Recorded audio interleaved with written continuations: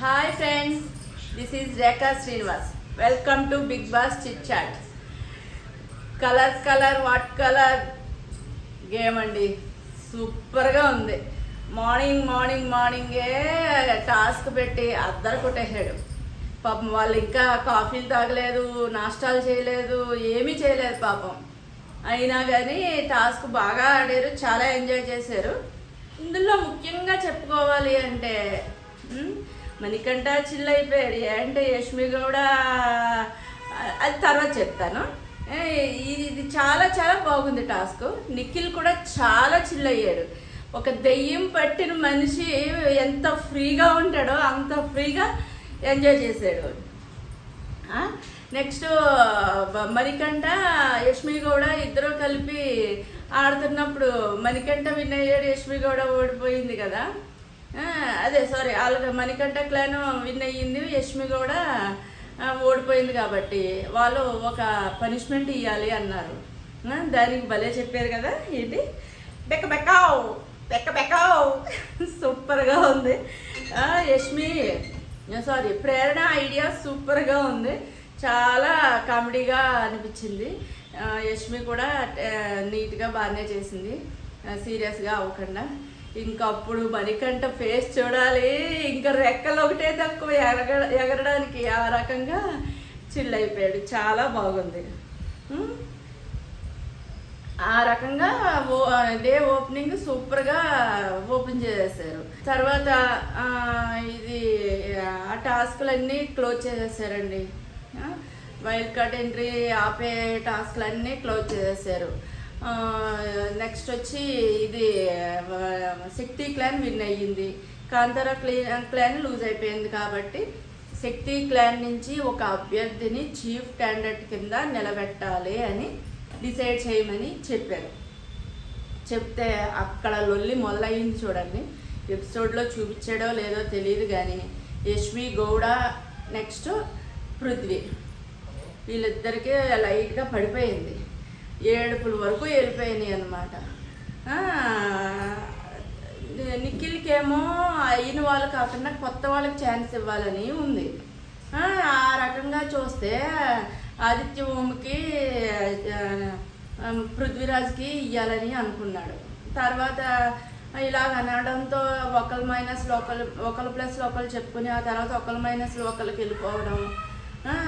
నువ్వు ఓడిపోయావు, నీ ప్లాన్ నీ వల్ల ఇదయ్యింది అని పృథ్వీరాజ్ అనేసరికి నా వలన కాదు, నీ వల్లనే, నువ్వు గేములు సరిగా ఆడకే నా ప్లాన్ ఇలాగ అయిపోయింది, నీ బిహేవియర్ సరిగా లేకే ఇలాగ అయిపోయిందని యష్మి ఇద్దరు కూడా అలా వాదించుకుని చాలా కొంచెం ఇదైపోయారు.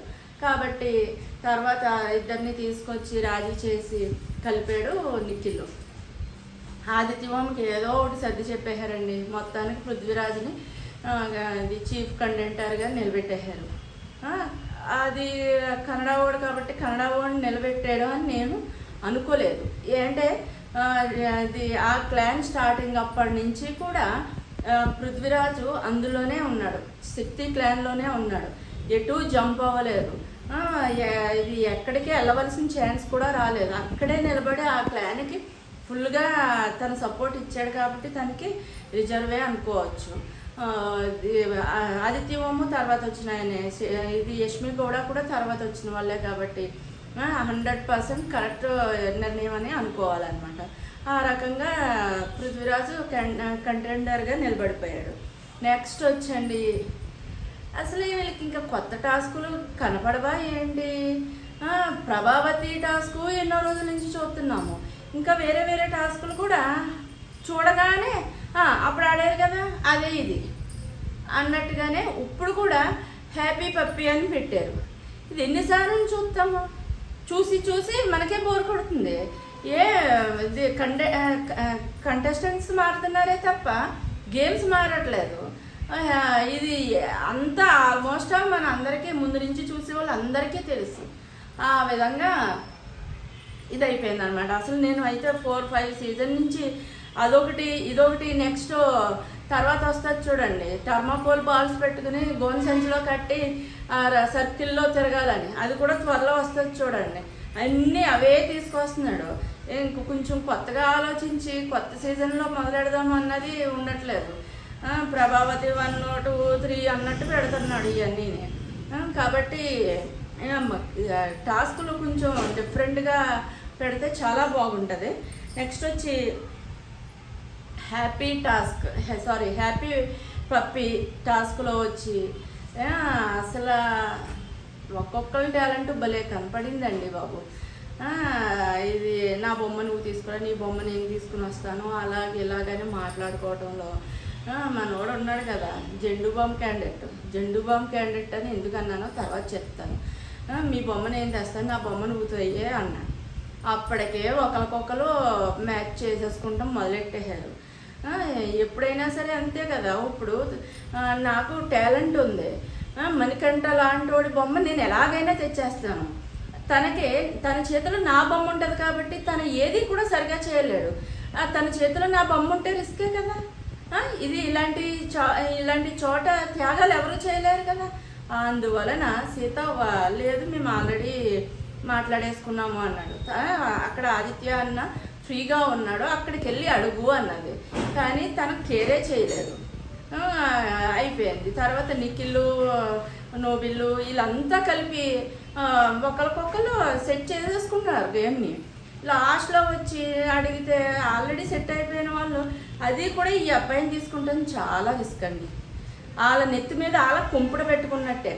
ఎప్పుడైనా గమనించండి, తన డల్ అయిపోతున్నాడు అంటే చాలు వాళ్ళ దగ్గరికి వెళ్ళిపోయి బాగా క్లోజ్ అయిపోతాడు. వెళ్ళిపోయాక వాళ్ళ నెత్తి మీదే చెయ్యెట్టేసి వచ్చేస్తున్నాడు. భస్మాసురుడు తన నెత్తి మీద తానే చెయ్యట్టుకున్నట్టు ఈ అబ్బాయిని దగ్గరికి చేర తీసిన వాళ్ళనల్లా నెత్తి మీద చెయ్యట్టేసి వచ్చేస్తున్నాడు ఈ అబ్బాయి. అందుకని అప్పటి వరకు త్యాగాల్లో మునిగిపోయిన సీత ఇంకెన్ని త్యాగాలు చేస్తుంది. ఇక్కడ బిగ్ బాస్ హౌస్ అనేది ఎవరు ఆట వాళ్ళు ఆడుకోవడానికే సరిపోవట్లేదు. ఇంకొకరిని కూడా నెత్తి మీద పెట్టుకుని వాళ్ళాట మనాట ఆడాలంటే ఎక్కడ అవుతుంది. ఈ పాయింట్ మీద రచ్చ చేసేడు చూడండి. మంచి టాస్క్ అయినా ఎంజాయ్ చేయడానికే అవ్వలేదు. ఆ కళ్ళు ఎర్రపడిపోను, ముఖం ఎర్రపడిపోను, ఆడపిల్లలు కూడా అంత ఎలా ఎడవలేదు ఇప్పుడు వరకును. ఇంతవరకు కూడా అక్కడ ఎవరు అమర్దీప్ లాస్ట్ సీజన్లో ఏడ్చాడు కదా, ఇంకా అదైనా బెటర్ ఏమో. ఇది ఇంకా దారుణంగా ఉంది. చూసిన మగవాళ్ళకి కూడా ఈడేం మగవాడు, నిజంగా చూస్తుంటే ఈడు మగవాడే కాదనిపిస్తుందండి. ఆ బిహేవియర్, ఆ తీసుకునే నిర్ణయాలు, ఆ ఏడుపు నిజంగా వేరే జెండర్ లాగే ఉంది ఈ అబ్బాయిది. మీరు ఎన్నైనా కామెంట్స్ చేసుకోండి, ఏవైనా అనుకోండి, తిన మాత్రం జెండర్ వేరే. ఖచ్చితంగా చెప్తున్నాను. తన లైవ్ చూస్తున్నాం కాబట్టి, లైవ్లో తన బిహేవియర్ చూస్తున్నాం కాబట్టి ఇట్టిట్టిట్టిట్ట పెట్టేసి ఇలా చొప్పు అని ఏం మాట్లాడుతున్నాడో ఏంటో తెలియట్లేదు. పోయిన వారం అంతానేమో నిఖిల్ మీద వాళ్ళ క్లాన్ మీద రాంగ్గా ఏదేదో పోర్ట్రేట్ చేసేసుకున్నాడు కన్ఫ్యూజన్గా. ఆ రకంగా స్క్రీన్ స్పేస్ తీసేసుకున్నాడు. ఈ వారం ఏమో నేను గేమ్ ఆడతానని, ఆడితే ఓడిపోయినా సరే నన్ను పక్కన కూర్చోబెట్టొద్దని. ఇప్పుడు ఇది అబ్బా నిజంగా జెండు బాంబు అండి. ఆ రకంగా తయారయ్యాడు. సోనియా వెళ్ళిపోతే ఎంత బాగుంటుందో అనిపిస్తుందో, మణికంఠ కూడా వెళ్ళిపోయినా అంత బాగుంటుంది. ఎన్ని రోజులని సింపతి మీద అబ్బాయిని ముందుకు లాక్కొస్తారు? ఏ పాయింట్ మీద ఏ టాలెంట్ ఉందని లాక్కొస్తారు? అవును, ఆ అబ్బాయికి దురదృష్టం ఎంట పడుతుంది, కానీ కొంచెమైనా మార్పు ఉండాలి. నేను ట్రై చేస్తున్నానని నోటితో చెప్తున్నాడే కానీ బిహేవియర్లో ఎక్కడా లేదు. తనకు సపోర్ట్ చెయ్యాలని హౌస్లో అందరూ సపోర్ట్ చేస్తున్నారు. ఆ అబ్బాయి సపోర్ట్ చేసుకుంటలేదు. ఇలాంటి వాళ్ళు వేస్ట్. 5th వీక్ అండి, ఇప్పటికీ స్టాండర్డ్గా అవ్వకపోతే ఇంకేంటి. తనకన్నా చిన్నవాళ్ళు కూడా కొంచెం ఆలోచన శక్తి ఉపయోగిస్తున్నారు.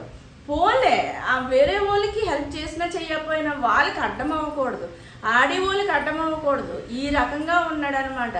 అన్నం తింటుంటే పొంట్లో రాయిలా తగులుతున్నాడు. ఈ రకంగా ఉన్నాడు. అసలు ఈ వేస్ట్ క్యాండిడేట్ అండి. మీకు ఇష్టమైనా సరే నేను చెప్తున్నాను, ఈ అబ్బాయి బిగ్ బాస్ హౌస్కి ఫిట్ కాదు. ఏమైనా కొంచెం జాలి ప్రకారంగానే వెళ్తున్నాడు. ఈ మాత్రం సింపతితో కప్పిస్తారా ఏంటి? సింపతితోనూ ఇచ్చినా ఆశ్చర్యం లేదు. ఏంటే ఆ రకంగా ఏడ్చేస్తున్నాడు. అది డ్రామా కాదులే పాపం, తన మెంటాలిటీ అలాగుంది.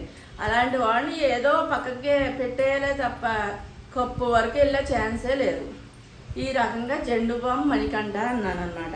ఒక్కొక్కరు వాళ్ళ తరపున వాళ్ళు వాదించుకోవడానికి ఆ స్టేజ్ మీద నిలబడుతుంటే మాట్లాడారు చూడండి. అసలు యష్మి కూడా ప్రేరణ అంటే యష్మి కూడా ప్రేరణ ఈ గేమ్ మొదలవ్వకముందే ఇలా మాట్లాడాలి, ఇలా పోర్ట్రేట్ చేసుకోవాలి, ఎదటి వాళ్ళతో ఇలా మాట్లాడాలి, అన్ని పాయింట్స్ ఇద్దరు మాట్లాడుకుని వచ్చారు.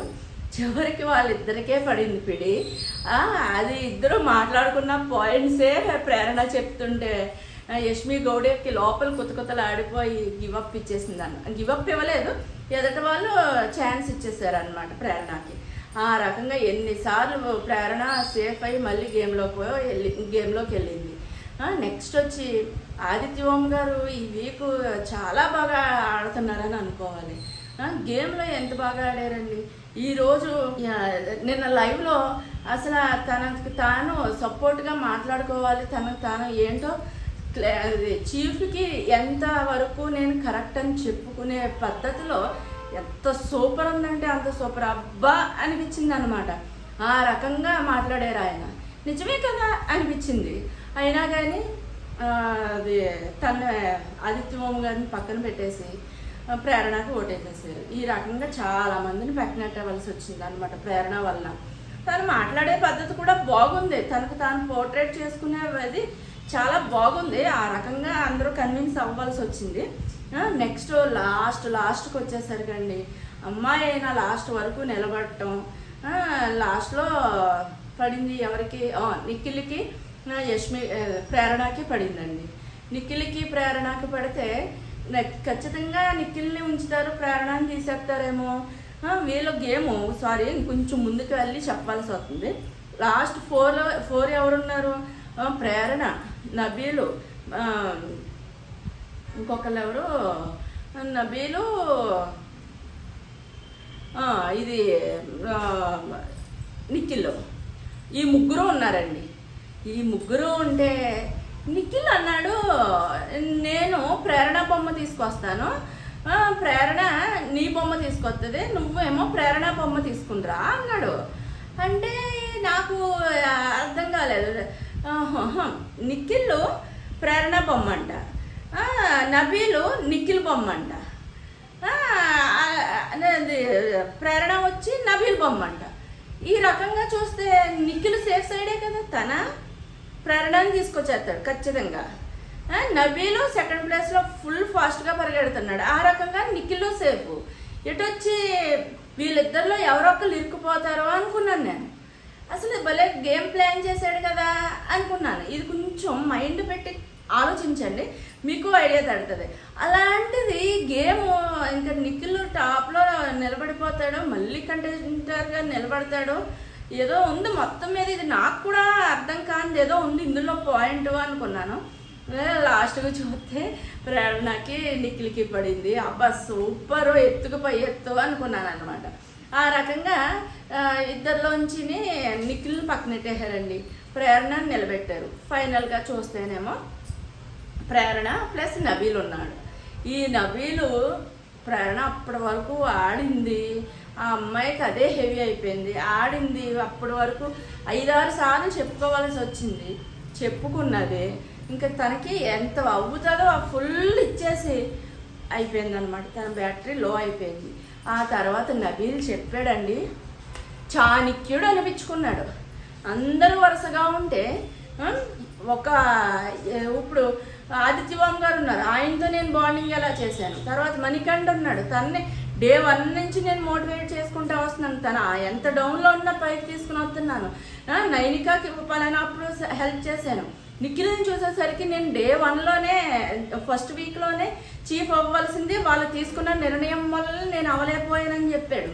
అంటే ఇక్కడ పాయింట్ ఏంటి, నేను ఆల్రెడీ మీకు ఎంత చేసున్నాను, ఇప్పుడు నాకు చేసే ఛాన్స్ వచ్చింది, మీరు నాకు చెయ్యాలి, ఖచ్చితంగా చెయ్యాలి అన్నట్టుగానే ఇండైరెక్ట్గా చెప్పాడు. నిఖిల్ కూడా ప్రేరణ వైపు వెళ్ళిపోతాడేమో, అటు పృథ్వీరాజ్ కానీ ఇటు ప్రేరణ కానీ ఇద్దరిలో ఎవరో ఒకరు ఎవరైనా నా ఫ్రెండ్సే కదా అనుకుంటాడేమో అని నిఖిల్కి కూడా ఒక రాయేసేసాడు. అప్పుడు నన్ను తీసేసావు, ఇప్పుడు తీసేసావు అంటే అప్పుడు వచ్చినట్టే నీకు ఇప్పుడు వస్తుంది. కన్నడ వాళ్ళని సపోర్ట్ చేస్తున్నామని వస్తుందని ఇండైరెక్ట్గా గుర్తు చేశాడండి. అస్సలు సూపర్ అంటే సూపర్ అండి. గేమ్ సూపర్గా ఆడుతున్నాడు, స్ట్రాటజీలు బాగా చేస్తున్నాడు. గేమ్ టాస్క్లు ఇస్తుంటే అందరికన్నా ఫస్ట్ నబీల్కి అర్థమవుతుంది. అందువల్ల ఆ టాస్క్ని ఎక్స్ప్లెయిన్ చేయటానికి కూడా నబీల్ని నిలబెట్టి చెప్పమని చెప్తున్నారు బిగ్ బాస్. చాలా ఆల్ ఇన్ వన్ ప్యాకేజ్ కింద ఉన్నాడు.